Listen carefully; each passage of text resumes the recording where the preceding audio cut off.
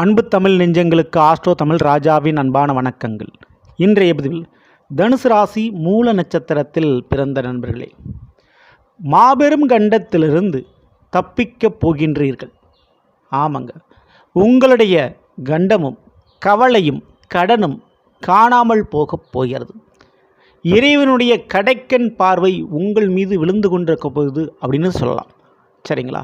சனி பகவானுடைய வக்ரத்தால் சங்கடங்கள் தீரப்போகுது. இன்றைய பதில் சனி வக்ரத்தினுடைய பலன்கள் தனுசு ராசி மூல நட்சத்திரத்தில் பிறந்த உங்களுக்கு எப்படி இருக்க போகுதுன்னு தான் பார்க்க போகிறோம். பதிவு ஃபுல்லாக பாருங்கள். நம்ம சேனலில் ஏற்கனவே ராகு கேது பயிற்சி பலன்கள், குரு பயிற்சி பலன்களை பதிவிட்டாச்சு. பார்க்காதவங்க சேனலில் போய் பாருங்கள், கண்டிப்பாக யூஸ்ஃபுல்லாக இருக்கும். மறக்காம நம்ம சேனலை சப்ஸ்கிரைப் பண்ணிட்டு கூடவே தர பெல்லைக்கான ப்ரெஸ் பண்ணி வச்சுருங்க. உடனே நாங்கள் பதிவிடக்கூடிய அடுத்தடுத்த பதிவுகள் உங்களுக்கு உடனுக்குடன் நோட்டிஃபிகேஷனாக வந்து சேரும். தனுசு ராசி மூல நட்சத்திரத்தில் பிறந்த நண்பர்களே, தனுசு ராசியை பொறுத்தவரை 4ஆம் வீடான மீனத்தில் இந்த சனி பகவான் அமர்ந்திருக்கிறார். அர்த்தாஷ்டம சனி சொல்லலாம். சனி பகவானுடைய 10ஆம் பார்வை உங்கள் மீது விழுந்து கொண்டிருக்குது. 7இல் குரு பகவான் மிதுன ராசியில் அமர்ந்திருந்து குருவும் உங்களை பார்க்குறாரு. அப்போது தன்னுடைய ராசிநாதன் குரு பகவான் அவரே பார்க்குறது நல்லது. ஆனால் சனி பார்க்கும்போது அதாவது காரியம் என்னவோ நல்லா தான் முடிகிற மாதிரி உங்களுக்கு தோணும். ஒரு வேலை, ஒரு விஷயம் நல்லபடியாக முடிய போகுது, ஒரு பணம் நமக்கு நல்லபடியாக கிடைக்க போகுது அப்படின்ற மாதிரி தோணும். அதுக்கு காரணம் குருவனுடைய அனுகிரகம். அதுக்குண்டான முயற்சி ஆரம்ப கட்ட முதல் படின்றதை நல்ல விதமாக அமைச்சு கொடுத்துருவார். ஆனால் அந்த சனி பகவான் இடையில அவருடைய 10ஆம் பார்வையின் மூலமாக அதை கெடுக்கக்கூடிய விஷயங்களெல்லாம் செஞ்சிருவார். பல நாள் பல வருஷமாக ஒரு கம்பெனியில் நல்ல ஹார்ட் ஒர்க் பண்ணியிருப்பீங்க. முன்கோபம் அல்லது அங்கே நடக்கக்கூடிய சில விஷயங்களை பொறுத்து கொள்ள முடியாமல், இல்லை அங்கே வரக்கூடிய மேல் அதிகாரிகள் மூலமாக ஏற்பட்ட டார்ச்சர் போன்றவற்றை நம்மளால் அந்த வேலையை இழப்பது, இந்த வேலையில் ஒரு பிரச்சனை ஏற்படுறது, பின்னடைவு ஏற்படுறது, இதெல்லாம் ஏற்பட வாய்ப்புண்டு. அதேபோல் நல்லா படித்து கொண்டிருக்கக்கூடிய மாணவர்களுக்கு திடீர்னு உடல்நிலை சரியில்லாமல் போகிறது. குறிப்பிட்ட எக்ஸாம் டயத்தில் மற்ற நேரத்தில் நல்லா ஆக்டிவாக இருப்பாங்க. கரெக்டாக அந்த பரீட்சை எழுத போகிறப்போ மட்டும் உடம்பு சரியில்லாமல் ஆகிறது. அதே போல் கடனை அடைப்பதற்கு பல ஸ்டெப்ஸில் நீங்கள் எடுத்து வச்சுருப்பீங்க. காசு கொண்டு வந்து கிடைக்கிற சூழல் வந்துடும். லாபமெல்லாம் கையில் பணம் வரக்கூடிய ஒரு காலகட்டம் வந்துடும். ஆனால் லாஸ்ட் மினிட்டில் அது தள்ளி போயிடும். ஸோ இப்படிப்பட்ட ஒரு சங்கடங்களை அனுபவித்து கொண்டிருக்கிறீர்கள். அந்த சங்கடங்கள் முடிய போகுதுங்க.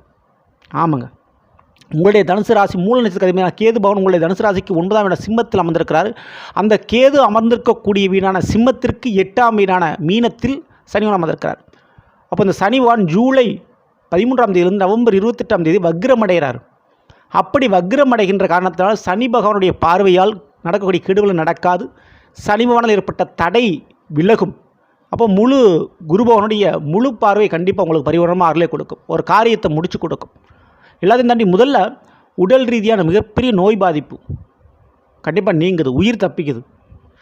அதே போல் தலையை அடமான வைக்கிற அளவுக்கு போக கடன் பிரச்சனையிலேருந்து தப்பிக்க போகிறீங்க. காரணம், உங்களுக்கு ஏற்ற மாதிரி ஒரு திடீர்னு ஒரு பதவி உயர்வு, சம்பள உயர்வு, கவர்மெண்ட்லேருந்து ஒரு லோன் கிடைக்கிறது, பூர்வீக சொத்துக்கள் கிடைக்கிறது, திடீர்னு வெளிநபர்கள் மூலமாக ஒரு பங்கு பண லாபங்கள் கிடைப்பது, ஒரு தொழில் விஷயமாக ஒரு பொருளை கைமாற்றி விட்டு பெரிய அளவு கமிஷன் பார்க்குறது, புரோக்கர் தரகர் வேலையில் பெரிய அளவு லாபம் பார்க்குறது, ரியல் எஸ்டேட் வியாபாரத்தில் ஒரு லாபம் பார்க்குறது போன்ற அதிரடியான ஒரு லாபங்கள் வியாபாரம் தொழில் நிமித்தமாக உங்களுக்கு ஏற்பட போகுது. அதனால் அந்த கடன் பிரச்சனை காணாமல் போகுங்க. அதேபோல் வழக்குகள் முடிவடையும், தீர்ப்புகள் சாதகமாக முடியும். முடிக்க முடியாத அந்த வீடை முடித்து காட்டுவீங்க. ஸோ வீடு கட்டி முடிச்சிருவீங்க. தடையாக நின்று அந்த வீட்டு பிரச்சனை தீர்த்துடும். அதுவே படிக்கின்ற மாணவர்களுக்கு அந்த அரியர்லாம் சரி பண்ணி பட்டம் டிகிரி கையில் வாங்கிடுவீங்க. ஸோ இந்த ஒரு பொன்னான காலகட்டத்தை சரியாக பயன்படுத்தினா உங்களுடைய வாழ்க்கையில் எந்த காரியங்கள்லாம் தடையாக நின்றுருக்கோ, பாதியில் நின்றுருக்கோ, அந்த காரியங்கள்லாம் உங்களால் முடிச்சுக்க முடியும். இது போக நிச்சயம் இந்த வேலை பழுக்கள் குறையும். வேலை மேலே இந்த தேவையில்லாத பணிச்சுமை குறையும். கண்டிப்பாக வேலையில் நீங்கள் யாருன்றதை நிரூபித்து உங்களுக்குன்னு தனியாக ஒரு அங்கீகாரத்தை ஏற்படுத்தி கொள்வீங்க. செல்லுமிடமெல்லாம் உங்களுடைய பெயர் சொல்கிற அளவுக்கு, பெயர் புகழ் ஓங்குற அளவுக்கு உங்களுடைய பெயர் பிரபலமாகிறதுக்கு வாய்ப்பு உண்டு. நீங்கள் வேலை பார்க்குற கம்பெனியாக இருக்கலாம், படிக்கக்கூடிய ஸ்கூலாக இருக்கலாம், காலேஜாக இருக்கலாம், உறவுகள் மத்திய இருக்கக்கூடிய சமுதாயமாக இருக்கலாம். அது முன்பு உங்களுடைய பெயர் திடீரென்று பிரபலம் அடையக்கூடிய வாக்கியம் உண்டு. ஸோ அதுக்கு கொண்டான காரணம் உங்களுடைய வளர்ச்சி. அதுதான் நிச்சயம். ஸோ அசுர வளர்ச்சியை கொடுக்கப் போகிறது இந்த சனி பகவானுடைய வக்ர காலகட்டம். ஆக மொத்தம் இந்த சனி பகவானுடைய வக்ரத்தால் உங்களுடைய வளர்ச்சியில் இந்த தடை விலகி அசுர வளர்ச்சி காணப்போவது உறுதி. அதுக்கு மிக மிக முக்கிய காரணம் 7இல் இருக்கக்கூடிய குரு பகவானுடைய பார்வை.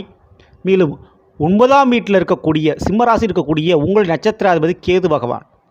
அப்போ இந்த சனி வக்ர காலகட்டத்தை சரியாக பயன்படுத்தினா உங்களுடைய பல காரியங்களை நீங்கள் நிறைவேற்றி கொண்டு யாரும் அசைக்க முடியாத தொட முடியாத ஒரு உச்சத்தை நிச்சயம் தொடுவீர்கள். அப்படிப்பட்ட அசுர வளர்ச்சியும் அசுர லாபத்தையும் இந்த சனி வக்ர காலகட்டம் உங்களுக்கு கெடுக்காமல் கொடுக்கிறது.